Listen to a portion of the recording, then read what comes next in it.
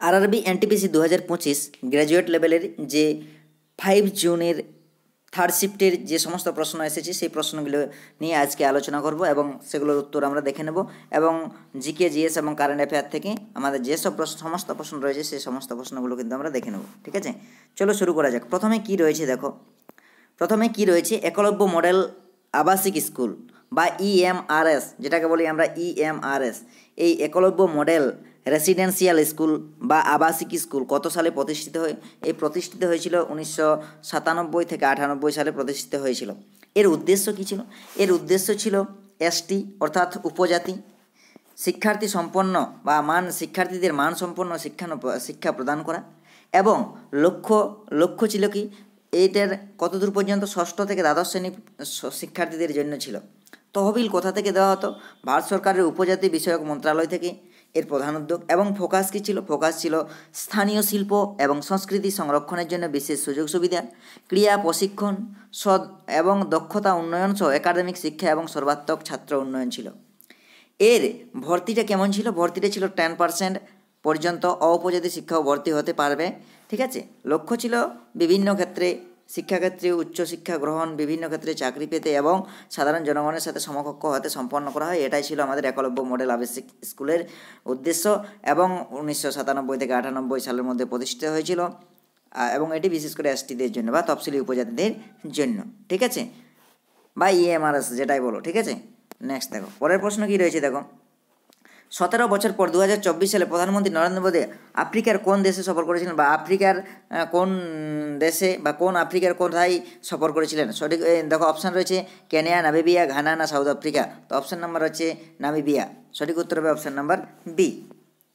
Next দেখো কী রয়েছে, গুপ্ত আমলে প্রধান গ্রামীণ প্রশাসনিক কর্মকর্তা কে ছিলেন বা কর্মকর্তাকে কী নামে জানা হতো?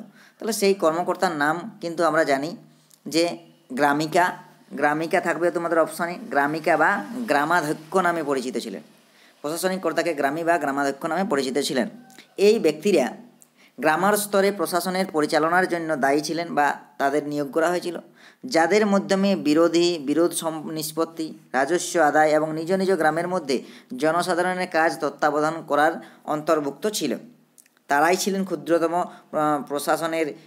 প্রশাসনিক ইউনিটের প্রধান এবং সাম্রাজ্যের সামরিক প্রশাসনে গুরুত্বপূর্ণ ভূমিকা পালন করেছিলেন এই গুপ্ত আমলে এই গ্রামিকা বা গ্রামাধ্যক্ষরা। নেক্সট দেখো কী রয়েছে, ভারতমালা প্রকল্পের মূল উদ্দেশ্য কী ছিল? বিল্ডিং হাইওয়ে, এডুকেটিং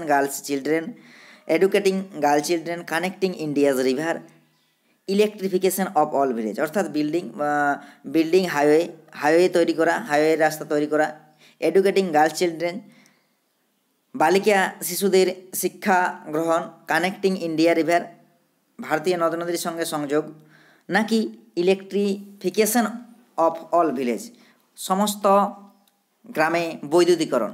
তো ভারতমালার উদ্দেশ্য হচ্ছে অপশান নাম্বার বি, সেটা হবে কি বিল্ডিং হাইওয়ে। ভারতমালা থেকে দেখো আমরা কিছু আরও টপিক জেনে নিই, কারণ ভারতমালা থেকে কি এসেছিল বা কি পরবর্তী ক্ষেত্রে আসবেই।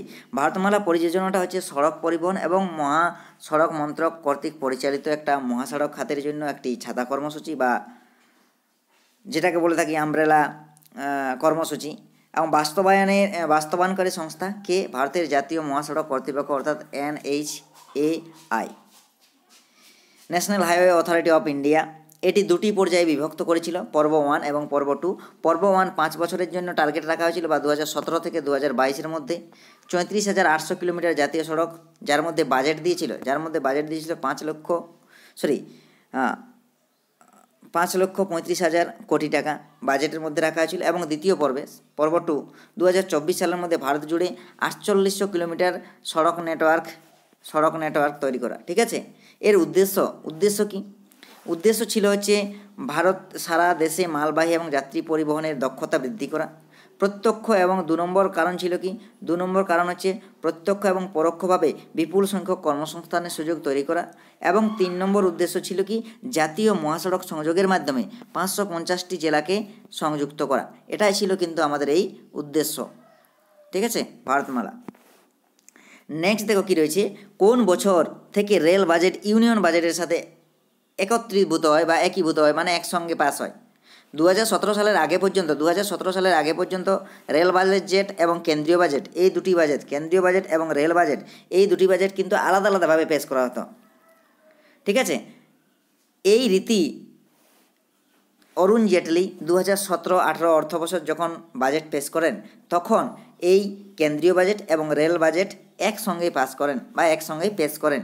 ঠিক আছে, এটা হচ্ছে কি আমাদের তাহলে 2017-18 বা 2017। ঠিক আছে, ভারতীয় জাতীয় কংগ্রেসের প্রতিষ্ঠাতা কি? ভারতীয় জাতীয় কংগ্রেসের প্রতিষ্ঠাতা হলেন A.O. হিউম বা যেটাকে বলে অ্যালান অক্টাভিয়ান হিউম। ঠিক আছে, এটি জাতীয় কংগ্রেস, আমাদের ভারতের যে জাতীয় কংগ্রেস প্রতিষ্ঠাতা হয় আমাদের 1885 সালে। ঠিক আছে, এবং বোম্বে 1885 সালে প্রতিষ্ঠিত এবং বোম্বেতে তার প্রথম অধিবেশন হয়।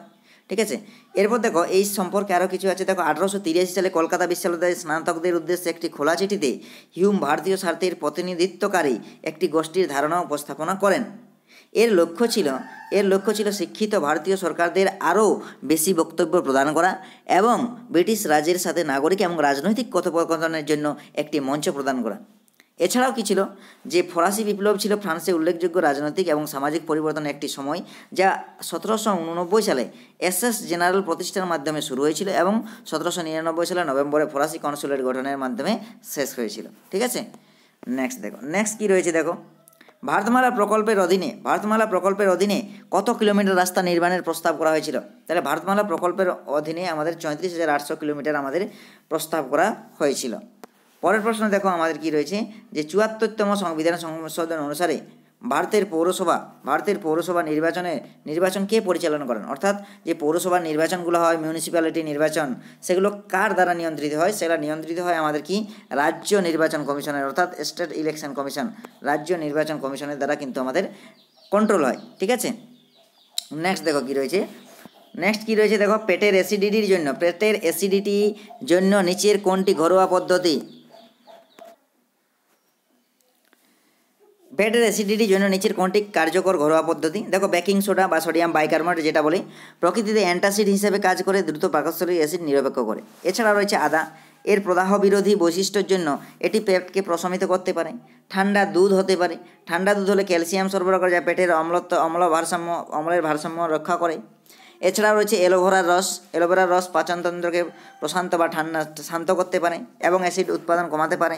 এছাড়াও রয়েছে কি ক্যামোমাইল চা, ঠিক আছে, প্রদাহ বিরোধী বৈশিষ্ট্য আছে এবং শিথিলীকরণে উৎসাহী করতে পারে। চুইংগাম যদি চেবানো হয় তাহলে কী হবে, আমাদের বেশি পরিমাণে লালা নিশ্চিত এবং পাকস্থলীকে নিরপেক্ষ করতে সাহায্য করে। মৌরি বীজ রয়েছে, যেমন আমাদের মৌরি বীজ হজমে সাহায্য করতে এবং পাকস্থলীর অ্যাসিড নিরপেক্ষ করতে পারে। ঠিক আছে, এছাড়াও আছে নারকেল জল, এগুলো। তাহলে এগুলোর মধ্যে যেটি অপশনে থাকবে সেটাই কিন্তু অ্যাসিড নিরাময়তে ব্যবহার করা হয়। এছাড়াও আমাদের যদি বাজারে যাওয়া যায়, অ্যান্টাসিড পাওয়া যায়, বাজারে যে অ্যান্টাসিড পাওয়া যায়, সেই অ্যান্টাসিড হচ্ছে অ্যান্টাসিড কিসে বা ম্যাগনেসিয়াম হাইড্রোক্সাইড MeOH ম্যাগনেসিয়াম হাইড্রোক্সাইডকে কিন্তু অ্যান্টাসিড বলা হয়, যেটা আমাদের অম্লের ভারসাম্য নষ্ট করে বা অম্লকে প্রশমিত করে। ঠিক আছে, ভারতের কোন আদমশুমারির মহাপতন বলা হয় বা গ্রেট ডিভাইন বলা হয়? ভারতের আদমশুমারি বা যা মহাপতন নামে পরিচিত তা হলো 1921 সালের আদমশুমারি। কোন সালের? 1921 সালে। 1900 সালের যে আদমশুমারি হয়েছিল সেই আদমশুমারিকে কিন্তু বলা হয়েছিল গ্রেট ডিভাইন ইয়ার, সেই বছরকে কিন্তু বলা হয়েছিল। কেন বলা হয়েছিল? কারণ এই বছরেই কিন্তু আমাদের ভারতের জনসংখ্যা হ্রাস পেয়েছিল, বৃদ্ধির পরিবর্তে কিন্তু কী হয়েছিল, জনসংখ্যা প্রকৃতপক্ষে হ্রাস হয়েছিল। এবং এর পতন মূলত একটা কী ছিল, দুর্ভিক্ষ ছিল, এবং 1918 সালে ইনফ্লুয়েঞ্জা মহামারীর প্রভাবের জন্য কিন্তু আমাদের কি দায়ী ছিল। ঠিক আছে, নেক্সট দেখো কি রয়েছে, শোলা গাছ মূলত কোন ধরনের বনে পাওয়া যায়? শোলা গাছ মূলত শোলা বনে পাওয়া যায়, অর্থাৎ শোলা বন এক ধরনের গ্রীষ্মকালীন পাহাড়ি এলাকার বন। ঠিক আছে, যার বৈশিষ্ট্য হলো তৃণভূমির সাথে মিশে থাকা খর্বাকার চিরহরিৎ গাছের টুকরো। অর্থাৎ এই বনগুলো কোথায় দেখতে পাওয়া যায়? এই বনগুলো, এটা হচ্ছে তাহলে সঠিক উত্তর হবে কি ভারতের পশ্চিমঘাট পর্বতমালা। যদি অপশন থাকে তাহলে ভারতের পশ্চিমঘাট পর্বতমালা এই দক্ষিণে এবং বিশেষ করে এই পর্বতমালার দক্ষিণ অংশে এই শোলা গাছের বন পাওয়া যায় বা শোলা গাছ মূলত দেখতে পাওয়া যায়। নেক্সট দেখো, নিচের কোনটি কোল্ড বুটিং এবং ওয়ান বুটিং? কম্পিউটার থেকে প্রশ্ন। Cold booting and one booting এর মধ্যে সবচেয়ে ভালোভাবে বর্ণনা করে কোনটা? এরকম একটি প্রশ্ন এসেছিল, সেটা দেখো কোল্ড বুট থেকে যদি আমরা দেখি, কোল্ড বুট হচ্ছে কম্পিউটার সম্পূর্ণ বন্ধ থেকে চালু করতে হবে। কম্পিউটারটি সম্পূর্ণ রূপে বন্ধ থেকে চালু করতে হবে, সেটাকে আমরা কোল্ড বুট বলি। এছাড়াও কি বলেছে দেখো, সম্পূর্ণ স্টার্ট আপ প্রক্রিয়াকরণের মধ্য দিয়ে যায়, যার মধ্যে রয়েছে হার্ডওয়্যারের পরীক্ষা এবং অপারেটিং সিস্টেম স্ক্র্যাচ থেকে লোড লাগে। আবার 3 নম্বর রয়েছে, 3 নম্বর যদি বৈশিষ্ট্য দেখি এর 3 নম্বর বৈশিষ্ট্য হচ্ছে কি, যে উষ্ণ বুটের চেয়ে এর বেশি সময় লাগে, কোল্ড বুটটা কিন্তু বেশি সময় লাগে। এরপর উষ্ণ বুট কি সেটা যদি আমরা দেখি, যে উষ্ণ বুটটা কী বলে, উষ্ণ বুট হচ্ছে আংশিকভাবে চালু থাকা অবস্থায় কম্পিউটারকে যদি পুনরায় চালু করা হয়, বা যেটা রিবুট বলি আমরা। কিছু উপাদান এবং দ্বিতীয় বৈশিষ্ট্যকে, কিছু উপাদান ইতিমধ্যে সক্রিয় থাকায় সমস্ত পরীক্ষা নিরীক্ষা করার প্রয়োজন হয় না, মানে যেগুলো অন থাকে সেগুলো অনেই থাকবে কিন্তু রিবুট হয়ে যাবে, এবং সাধারণত কোল্ড বুটের চেয়ে দ্রুত হয়, এটি কিন্তু স্পিডে হয় বুটিংটা। ঠিক আছে, তাহলে এই হচ্ছে আমাদের কোল্ড বুটিং এবং ওয়ার্ম বুটিংয়ের মধ্যে পার্থক্য। নেক্সট দেখো কি রয়েছে, চন্দ্রগুপ্ত মৌর্যের বা চন্দ্রগুপ্তের উত্তরসূরি কে মৌর্য সাম্রাজ্যের শাসক ছিলেন? তাহলে চন্দ্রগুপ্তের পুত্র